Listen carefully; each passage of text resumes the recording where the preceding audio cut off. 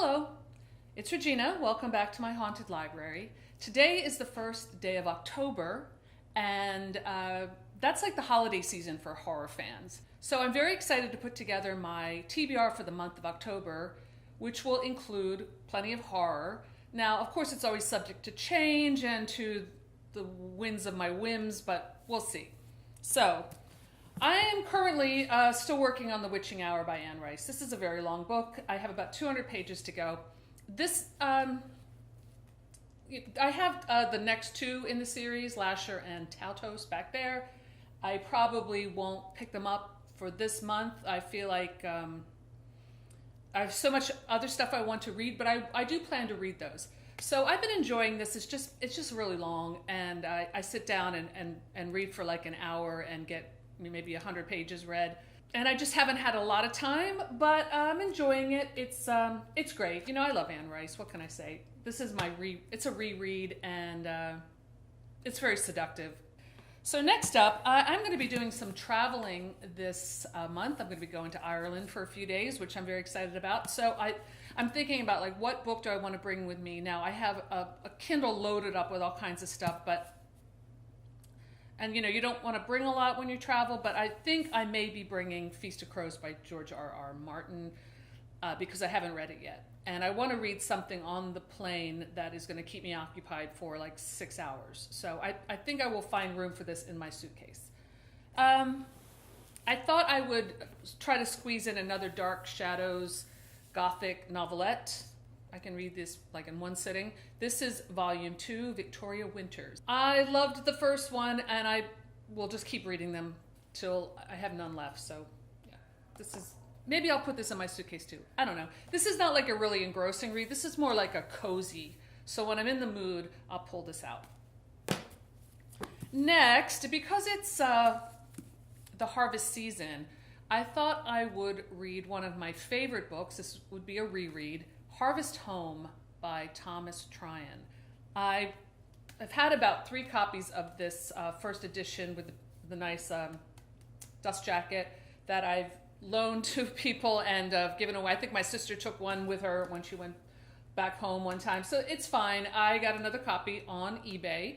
It was cheap. These were mass produced because he was a very famous writer at the time from writing the best-selling book, The Other, which is great. But this is Thomas Tryon. I'll do a nice close-up. He was a very handsome man. He was an actor as well as a writer. And I feel like he's been kind of lost since the 70s, unfortunately.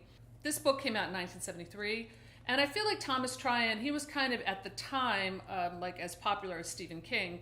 And then he didn't write as many books, and he's just not known, and he should be, because this is a great book. It takes place in New England, but it's about an ancient religion. As soon as I finish The Witching Hour, I think I'm going to read this again, and I'm really looking forward to it. This will definitely get me in the mood for the autumn season. There's a booktube tag for the month of October called Victober, reading Victorian books during the month of October, so I thought I would read Wuthering Heights by Emily Bronte, which I guess is considered Victorian, maybe more like Gothic romantic, but I have a beautiful Easton Press leather-bound copy, so I'm planning on reading this, and I'll do a close-up of this beautiful book with its ribbon, marker, and moire and papers. Really, really lovely book. So I've read Wuthering Heights before, but I've never read this copy of it, so I'm looking forward to digging into this book. This is a great one to bring out by the fire or space heater or whatever. And last but not least, I thought I would read one of my paperbacks from hell, 80s paperbacks, and bring Batilda Belfry back to do that review.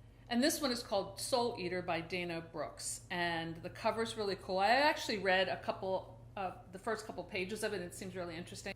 So that's a lot. And I also have loaded up on my Kindle, I finished Books of Blood Volume 5 by Clive Barker, and I loved it. I think that it actually was my favorite Books of Blood so far. It has the Candyman story, which is a different title in that. But I have Volume 6 loaded up in my Kindle, and I've been reading that a little bit too. So that's also there. And then in a very impulsive mood, because I was going through YouTube and somehow a documentary of Diane Downs, Ann Rule's Diane Downs, came up in my feed, and I started going into that rabbit hole.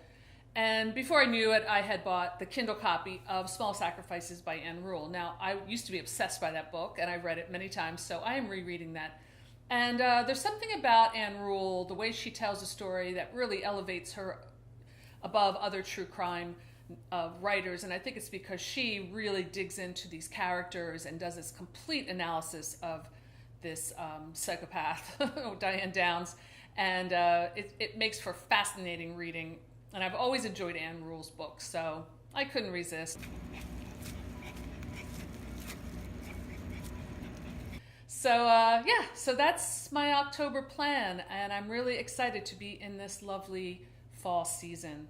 So let me know what you're reading for the month of October. Are you doing any of the BookTube tags like Victober or anything else?